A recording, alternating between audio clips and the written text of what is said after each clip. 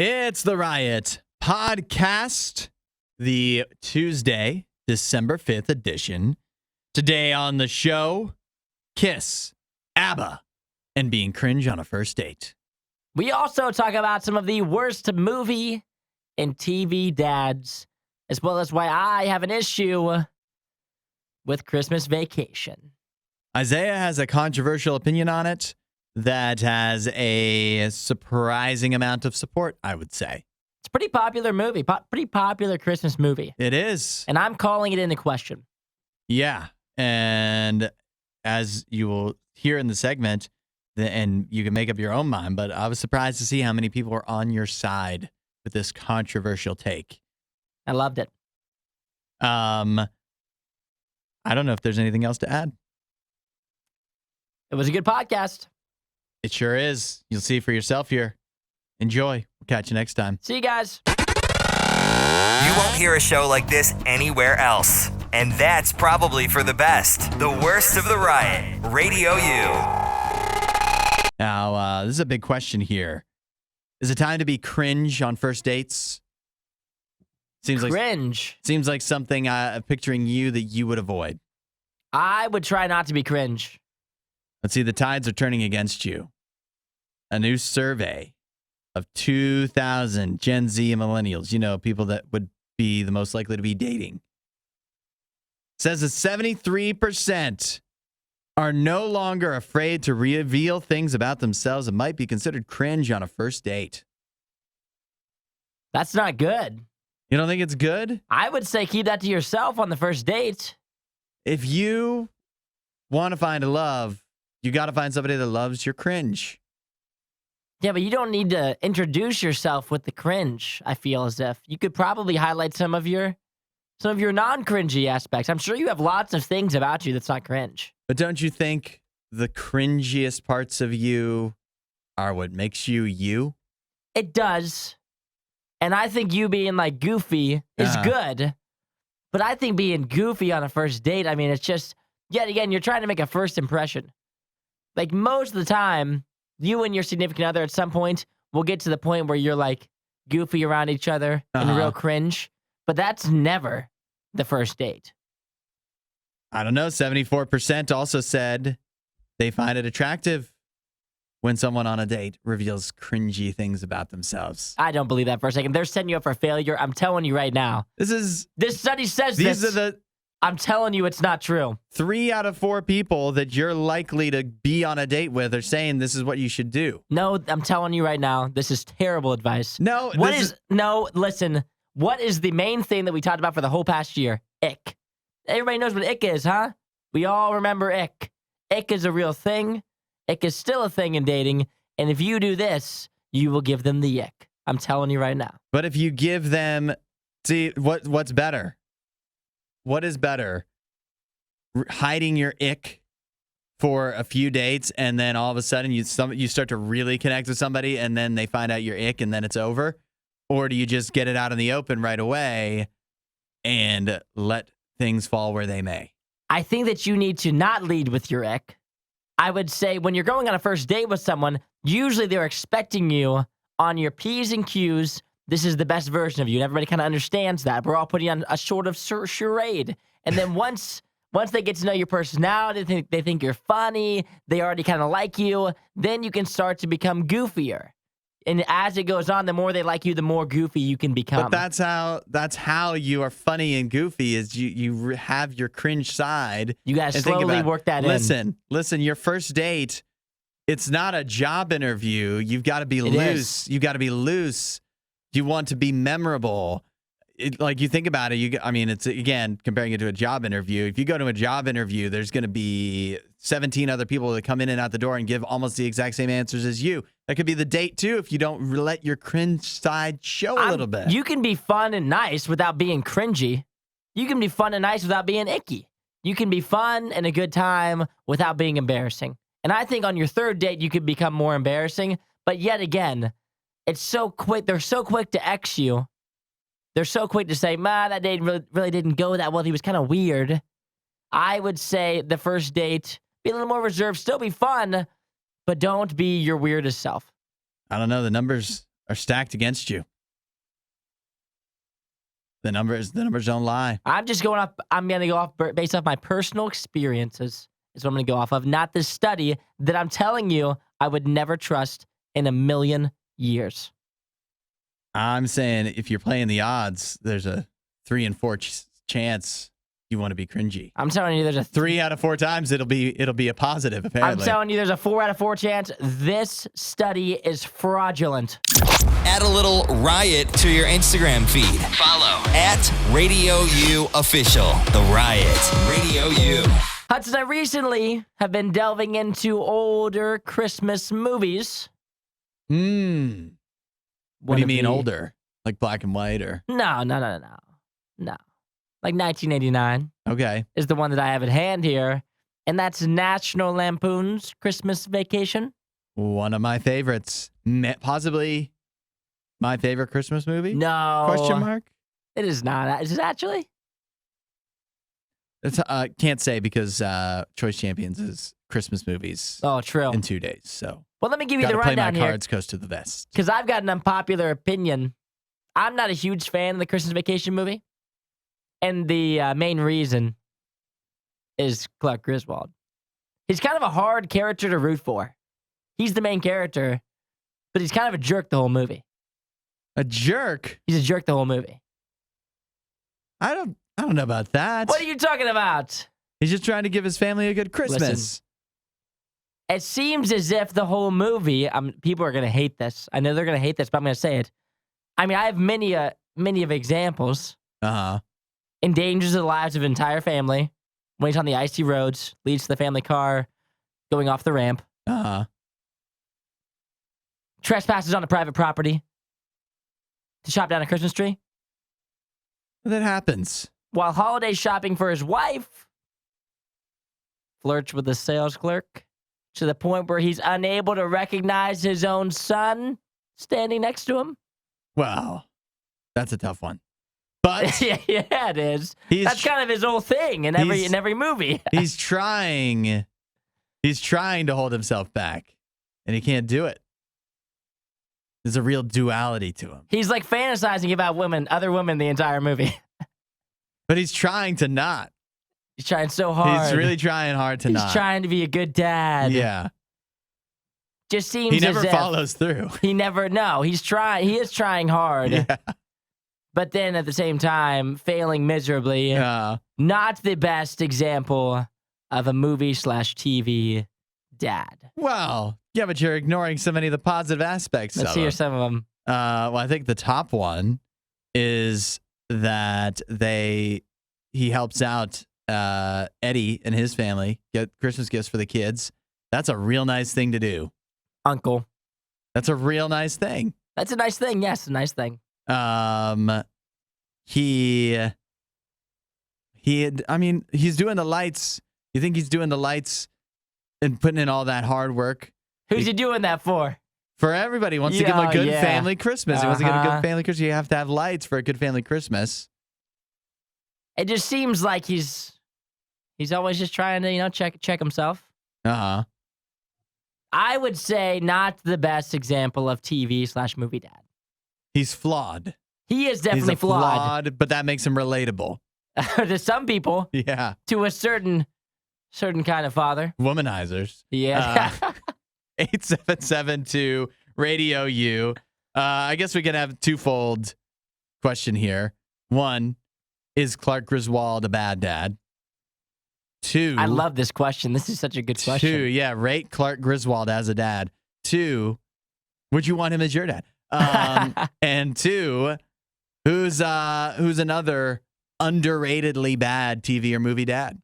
Oh, there's some good ones for that. Some less recognized for their badness. I've got some good answers for bad TV/movie dads. Because I feel like the dad is such a controversial role. You could either be like the really loved one, or you're the worst dad of all time. There's no in between. We'll find out what people are saying. 8772 Radio U. The stories you love with the opinions you hate. The Riot Radio U. Got a debate going on here about Christmas Vacation. Isaiah claims that Clark Griswold, I mean, how would you characterize it? What am I claiming? Yeah, what's your claim exactly? I would say maybe in the movie, not great role model. That's fair. Not a great role model, father figure. I don't know if I'm going to debate you on that. I don't think that means he's a bad dad, but I think some of his characteristics, he's puts his family in danger. Fantasizes about other women. A little bit sketchy. A little sketchy. So the question is twofold.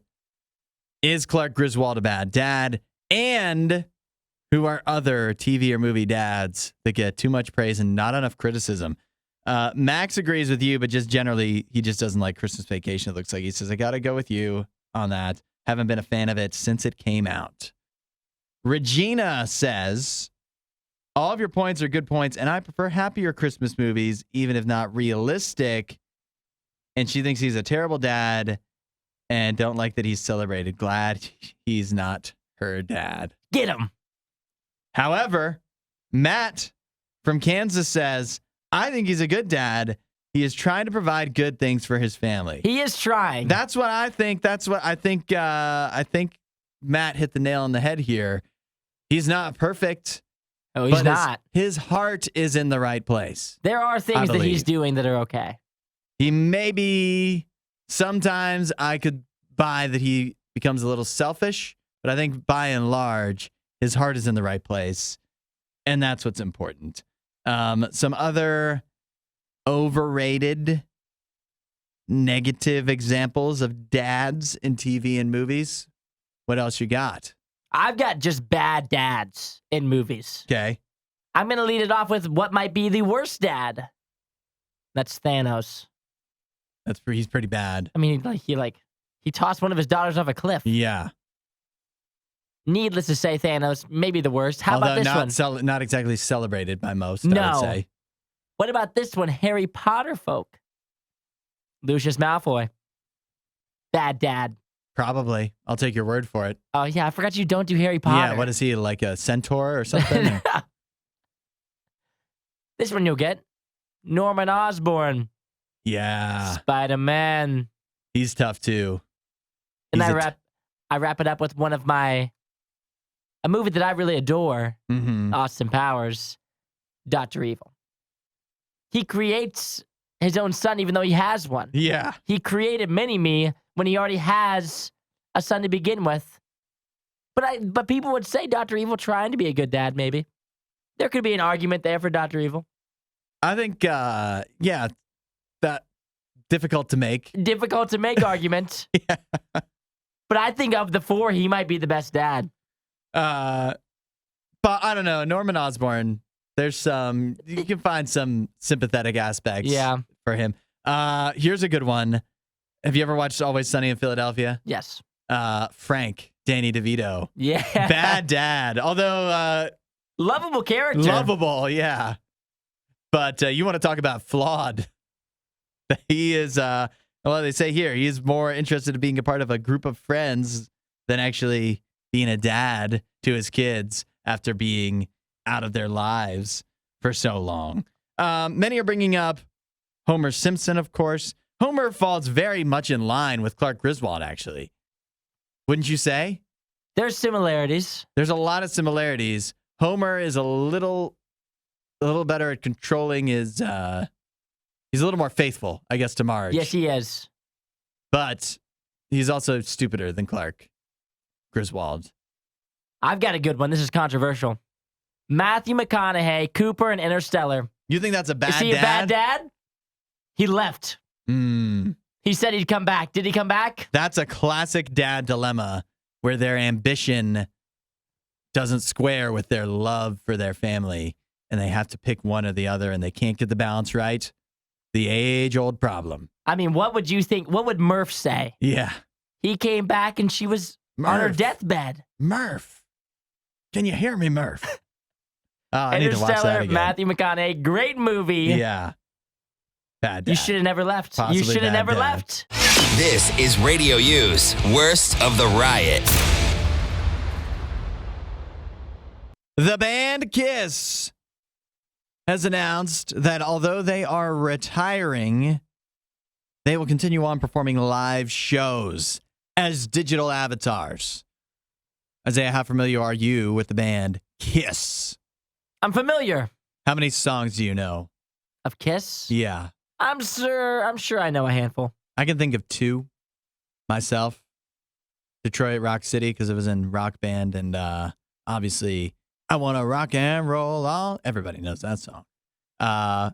They just performed their final show as a band at Madison Square Garden in New York City.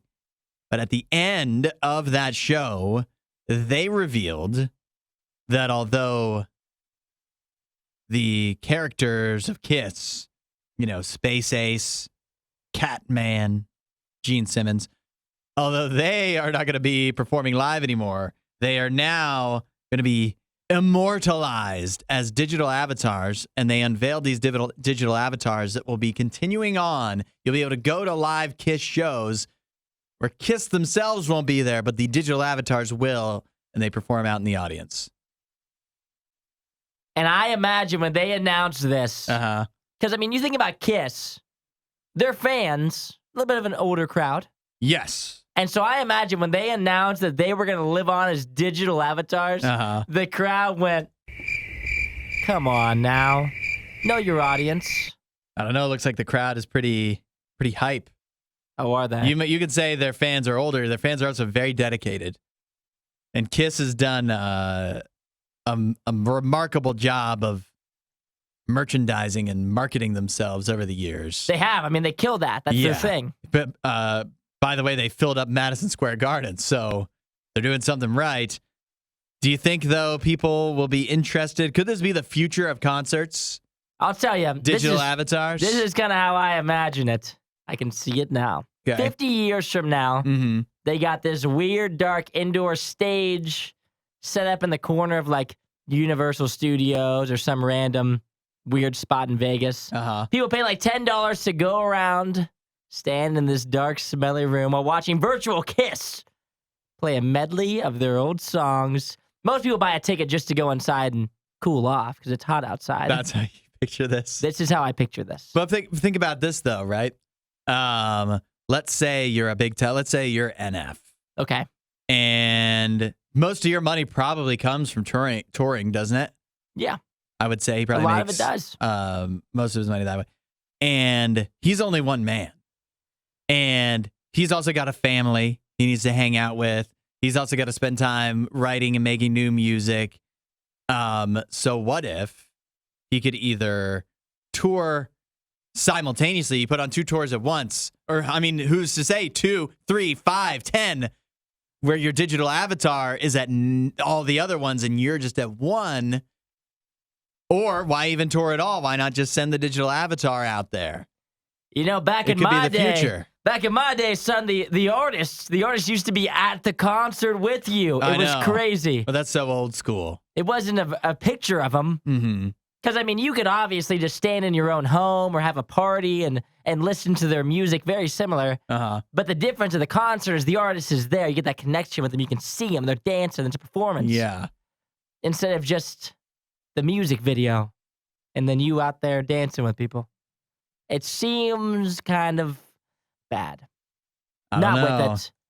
And are people, obviously people want to see older artists live, but there's lots of artists that have passed. And if you saw them live, that's like this nice pin that you have on your shoulder. If you saw the Beatles live, if you saw Elvis live, think of all these people that are never going to get to see them live. And for me, if you say there's a virtual show, does that make me feel special? Not like they saw it. It's different. Not the same, but I don't know. If you gave me the chance, it's like you can never see the Beatles live, but you could see, or Elvis or whoever, but you could see their virtual avatar. I think people are going to consider it. Especially, look at this. Kiss is not the first band to do this. I'll wrap it up with this. ABBA has already gone forward with this. Their shows that they do with their digital avatars, ABBA, change your mind. Give me. Yeah, I know it. $2 million.